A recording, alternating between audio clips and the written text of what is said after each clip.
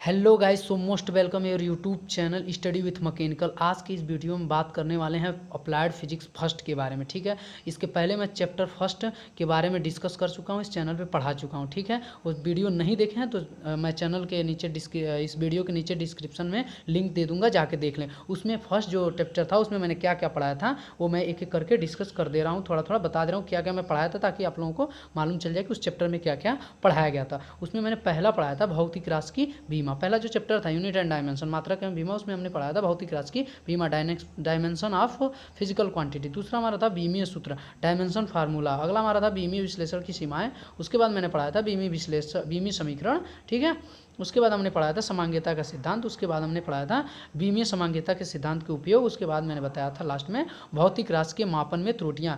ये जितना मैंने पढ़ाया था ये according to UP BT syllabus है, यूपी पॉलिटेक्निक का जो सिलेबस है उसी के अकॉर्डिंग है। ठीक है, आप लोग ये सोच रहे होंगे सर न्यूमेरिकल नहीं बता रहे हैं, तो न्यूमेरिकल बहुत ही कम पूछता है, या ऑप्शनल रहेगा। ठीक है, करें या ना करें। ठीक है, और थियोरेटिकल ज़्यादा बच्चे इंटरेस्ट रखते हैं कि थियोरेटिकल हम करें, इसलिए मैं ज़्यादातर थियोरेटिकल फोकस करता हूँ। आप लोगों का डिमांड होगा तो मैं न्यूमेरिकल भी पढ़ाऊंगा। ठीक है, और 4 साल का पेपर उठाइए, देखिए इससे बाहर का कुछ भी नहीं होगा। चैप्टर टू में क्या क्या पढ़ना है अभी मैं स्टार्ट कर रहा हूँ, उसके पहले जान लीजिए क्या क्या टॉपिक पढ़ना है। ठीक है, ताकि पहले से सब क्लियर है।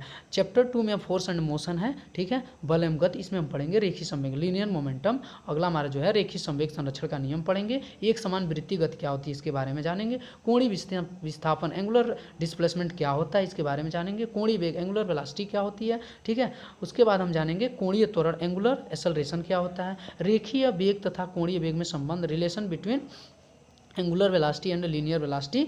ठीक है, इसके बारे में जानेंगे। कोणीय त्वरण तथा रेखीय त्वरण में संबंध, relation between angular acceleration and linear acceleration. ठीक है, केंद्रीय या अभिकेंद्रित त्वरण। ठीक है, सेंट्रीफ्यूटल एक्सेलरेशन। ठीक है, अगला हम जो टॉपिक पढ़ेंगे केंद्रीय बल या अभिकेंद्रीय बल, सेंट्रीफ्यूटल फोर्स। ठीक है, अगला जो हम पढ़ेंगे वो है अपकेंद्रित, सेंट्रीफ्यूगल। ठीक है, संरक्षित तथा असंरक्षित बल, ये आखिरी टॉपिक हुआ। ठीक है, तो हम स्टार्ट करते हैं सेकंड चैप्टर। चैनल को सब्सक्राइब करिए, दोस्तों में अधिक से अधिक शेयर करिए, बेल आइकन बटन को दबाइए, लाइक करिए, प्यारा सा कमेंट करिए। और इस चैनल पे first semester, first year, second year, final year की सारी कक्षाएं चलेंगी। ठीक है, विशेषकर मैकेनिकल की आल कक्षाएं चलेंगी। ठीक है, तो चैनल को सब्सक्राइब करिए, अधिक दोस्तों में इसे शेयर करिए, बताइए कि इस पर आल कक्षाएं according to UP BT syllabus से चल रही हैं। ठीक है, और हैंड राइटिंग नोट सबसे बेस्ट मिलेगा आपको। रेखीय संवेग, लीनियर मोमेंटम क्या होता है, किसी पिंड के द्रव्यमान तथा रेखीय वेग के गुणनफल को रेखीय संवेग कहते हैं।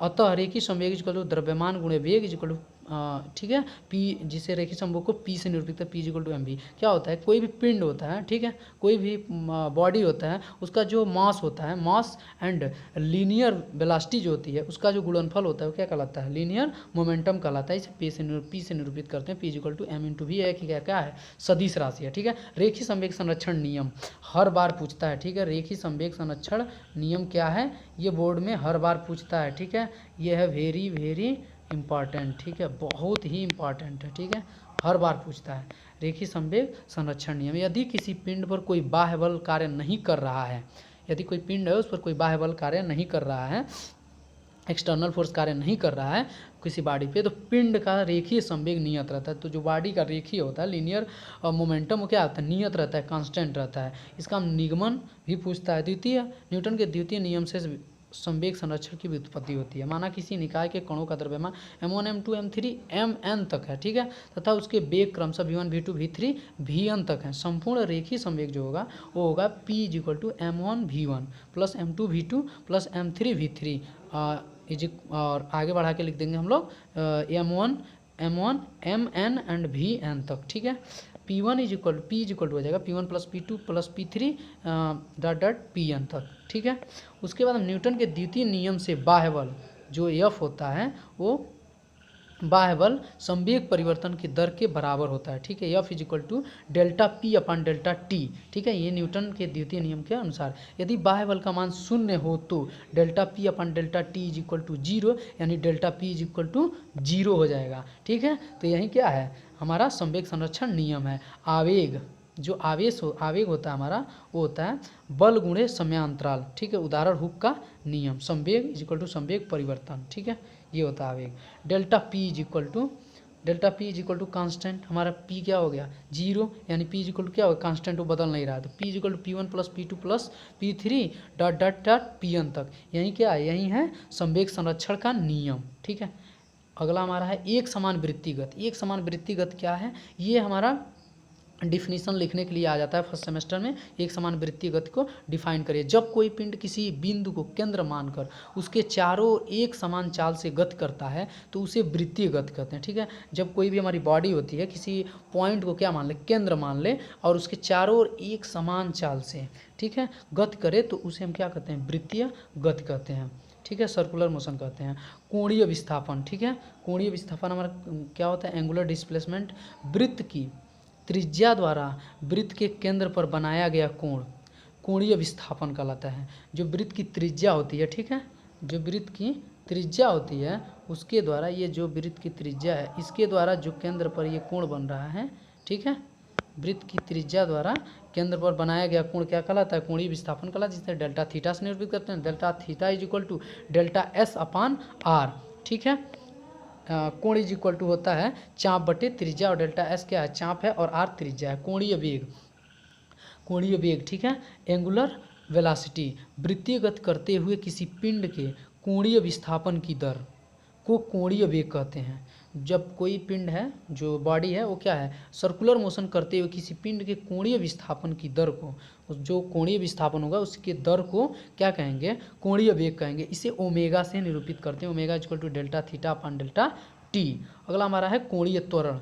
ठीक है, एंगुलर एक्सेलरेशन, कोणीय त्वरण क्या है, कोणीय वेग परिवर्तन की दर को कोणीय त्वरण कहते हैं। बहुत ही सिंपल है, कोणीय वेग परिवर्तन की समय दर को कोणीय त्वरण कहते हैं, इसे अल्फा से निरूपित करते हैं। ये सब डिफिनीशन बोर्ड में बहुत बार पूछा गया है, आप लोग किताब उठाइए और देखिए, नहीं पूछा होगा तो फिर कहिएगा बहुत बार पूछा है। ठीक है, तो इसे हम अल्फा से निरूपित, अल्फा इज इक्वल टू होता है डी ओमेगा अपान डी टी। ठीक है, कोणीय वेग परिवर्तन की समय दर को कोणीय त्वरण कहते हैं। रेखीय वेग तथा कोणीय वेग में क्या होता है, संबंध क्या होता है, ये जानेंगे। रेखीय वेग तथा कोणीय वेग में संबंध, relation between linear velocity and angular velocity. ठीक है, वी नो दैट, हम जानते हैं कि delta theta is equal to, अभी हम जाने हैं डेल्टा थीटा क्या है, कोणीय विस्थापन है, ये होता है डेल्टा एस अपान आर। दोनों पक्षों में डेल्टा टी से, ये गलती से लिखा गया, ठीक है, हम डेल्टा, ये गलती से डेल्टा थीटा हो गया, ये डेल्टा टी है। ठीक है, डेल्टा टी से भाग देने पर, ठीक है, ये हो गया डेल्टा टी। ठीक है, डेल्टा टी से हम भाग देंगे। ठीक है, दोनों पक्षों में हम डेल्टा टी से भाग देंगे। ठीक है, देखते हैं क्या होता है। डेल्टा टी से भाग दिया, delta theta upon delta t, और ये हो जाएगा delta s upon r upon d t. ठीक है, ये चला जाएगा ऊपर। ठीक है, 1/r इधर हो जाएगा, 1/r, ये हो जाएगा डी एस अपान डी टी। आप जानते हैं 1/r, और डी एस अपान डी टी आप जानते हैं, डी एस अपान डी टी। ठीक है, ये हमारा है v। ठीक है, ये है वेग। ठीक है, डी एस अपान डी टी क्या होता है, वेग होता है। ठीक है, तो 1/r इंटू वी। अब क्या करेंगे हम, 1/v/r हो गया, omega is equal to v/r। अब देखिए v यहीं रहेगा, ये इधर चला जाएगा, तो v इज इक्वल टू हो जाएगा ओमेगा r। यही है फाइनली रिलेशन। ठीक है, ये फाइनली रिलेशन है, ये बहुत बार पूछा जाता है। रेखीय व्युत्वरण तथा कोणीय त्वरण में संबंध, linear acceleration and angular acceleration में संबंध। ठीक है, relation between linear acceleration and angular acceleration. ठीक है, आगे बढ़ते हैं। वी नो दैट, हम जानते हैं कि alpha is equal to d omega upon d t होता है, और v is equal to r omega भी होता है, अभी मैंने पढ़ा है। ओमेगा को इधर कर देंगे तो हो जाएगा v/r। ठीक है, तो हम देखिए भी इज इक्वल टू हमारा जो होता है, एक मिनट, भी इज इक्वल टू जो होता है वो हमारा होता है v is equal to omega r होता है, omega is equal to v/r हो गया। अल्फा इज इक्वल टू हमारा हो जाएगा डी, ओमेगा की जगह पे v/r यहाँ पे रख देंगे। ठीक, ओमेगा की जगह डी टी। ठीक है, ये 1/r नीचे आ जाएगा, इधर कर लेंगे, और d v upon d t हो जाएगा। ठीक है, d v upon d t is equal to जानते हैं कि एक्सेलरेशन होता है। ठीक है, तो हो जाएगा 1/r, ये हो जाएगा एक्सेलरेशन। ठीक है, ये हो जाएगा एक्सेलरेशन। अब आगे बढ़ते हैं, यहाँ हो जाएगा ए इधर ट्रांसफ़र कर देंगे। ठीक, तो हो जाएगा v is equal to alpha r, ये आर है। ठीक है, इस पर ध्यान दीजिएगा, ये है अल्फ़ा, ये है आर। ठीक है, अल्फ़ा आर हो जाएगा। ठीक, हमने इधर ट्रांसफ़र कर दिया, ये हो जाएगा A is equal to alpha, यही फाइनली रिलेशन है, ठीक है। बहुत बार पूछता है केंद्रीय या अभिकेंद्रित त्वरण, ठीक है। हमारा केंद्रीय या अभिकेंद्रित त्वरण क्या होता है? एक समान वृत्तीय गति करते हुए किसी पिंड पर केंद्र की ओर लगने वाले त्वरण को केंद्रीय त्वरण या अभिकेंद्र त्वरण कहते हैं। एक समान कोई वृत्तीय गति, कोई जो पार्टिकल है, पिंड है, ठीक है, कोई भी हमारा जो पिंड है वो क्या कर रहा है? एक समान वृत्तीय गति कर रहा है, सर्कुलर मोशन कर रहा है, ठीक है। तो उस पर केंद्र की ओर जो क्या लगेगा? त्वरण लगेगा, उसे केंद्रीय त्वरण या अभिकेंद्रित त्वरण कहते हैं। वी नो दैट, आप जानते हैं कि delta V is equal to V2 minus V1, ठीक है, चित्र में जैसा कि दिखाया गया। Delta V is equal to delta V upon V, ठीक है। Delta theta is equal to delta V upon V, यानी डेल्टा थीटा क्या है? Displacement, angular displacement. और यहाँ देखिए जो दूरी है वो हमारा डेल्टा V है, और V क्या है? V हमारा रेडियस है, ठीक है। तो हो जाएगा हमारा कुल जो हो जाएगा वो हो जाएगा, और यहाँ मान लेंगे हम कि V1 is equal to V2, V is equal to V1, तो delta theta is equal to V upon delta V upon V हो जाएगा। और ओमेगा इज इक्वल टू, आप जानते हैं, वी नो दैट, चूँकि आप जानते हैं ओमेगा इज इक्वल टू क्या होता है? Delta theta upon delta T, ठीक है। इसको हम बताते हैं, ये होता है आपका delta omega is equal delta theta upon delta T। और आप देखें ये क्या होगा? ये इधर ट्रांसफ़र कर देंगे, ठीक है, ये ट्रांसफ़र हो जाएगा तो ये हो जाएगा, ये इधर ट्रांसफ़र हो जाएगा तो ये हो जाएगा ओमेगा इंटू डेल्टा T, ठीक है। ये हो जाएगा ओमेगा इंटू डेल्टा T। एक मिनट, ये हो गया, ठीक है। अब हो जाएगा ओमेगा इंटू डेल्टा T, ठीक है, ये हो जाएगा, ये है ओमेगा इंटू डेल्टा T, और ये आपका हो जाएगा delta theta is equal to ये, ठीक है। तो ये हो जाएगा ओमेगा इंटा, ये इधर ट्रांसफ़र कर देंगे, ठीक, और इसे इधर ट्रांसफ़र कर देंगे, ठीक है। तो omega into V is equal to delta V upon delta T, ठीक है। और ये हो जाएगा omega V is equal to, ये हो जाएगा acceleration, delta V upon delta T होता है एक्सेलरेशन, ठीक है, ये आप जानते हैं, ठीक है। आगे बढ़ेंगे तो हो जाएगा V इज इक्वल टू हमारा ओमेगा R, ठीक है, ओमेगा R हो जाएगा, ये है A is equal to V omega, ठीक है, is equal to V omega हो जाएगा, ये फाइनली होगा A is equal to V omega, ठीक है, या ओमेगा V से कहते हैं, कई जगह आता है A is equal to V omega, ठीक है। ये आ गया हमारे यहाँ से और ये आ गया यहाँ से, ठीक है, फाइनली, ठीक है। अब हमारा एक और चीज़ जानते हैं, एक्सेलरेशन होता है ए इज इक्वल टू, हमने अभी पढ़ा V ओमेगा या ओमेगा V, ठीक है। और एक और चीज़ जानते हैं, V की जगह पे हम, ये V की जगह पे क्या करेंगे? ये हमारा V की जगह पे हम जानते हैं ओमेगा R, अभी हमने पढ़ा है V is equal to omega R, ठीक है। तो V is equal to omega R रख देंगे, तो ओमेगा पहले से ओमेगा R, तो ये हो जाएगा ओमेगा स्क्वायर, ठीक है, ये हो जाएगा ओमेगा स्क्वायर इंटू R, ठीक है। तो हमारा हो जाएगा A is equal to V square, यानी कि ओमेगा की जगह पे हम क्या जानते हैं? V बाई R, तो A is equal to V square by R हो जाएगा, ठीक है। यही हमारा क्या है?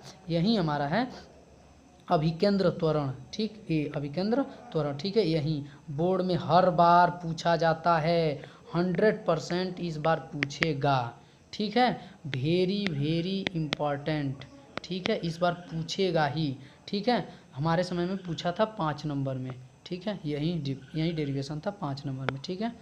तो आगे बढ़ते हैं, अगला है केंद्रीय बल या अभिकेंद्रीय बल, ठीक है। वृत्तीय गति करते हुए पिंड पर एक बल कार्य, जो वृत्तीय गति होती है, सर्कुलर मोशन, वृत्तीय गति करते हुए पिंड पर एक बल कार्य करता है जिसकी दिशा सदैव वृत्त के केंद्र की ओर होती है। जो बल कार्य करता है उसकी दिशा केंद्र के ओर होती है, इसे अभिकेंद्र बल कहते हैं। अभिकेंद्र बल का मान पिंड के द्रव्यमान, जो अभिकेंद्र बल का मान होता है पिंड के द्रव्यमान यानी बॉडी के मास तथा अभिकेंद्र त्वरण, ठीक है, सेंट्रीफ्यूगल एक्सेलरेशन, ठीक है, हमारा अभिकेंद्र त्वरण के गुणनफल के बराबर होता है। जो अभिकेंद्र बल का मान होता है वो होता है द्रव्यमान गुणे अभिकेंद्र त्वरण, ठीक है, इसके बराबर होता है। तो अभिकेंद्र बल, ठीक है, अभिकेंद्र बल या केंद्रीय बल F is equal to M upon V square by R, ठीक है।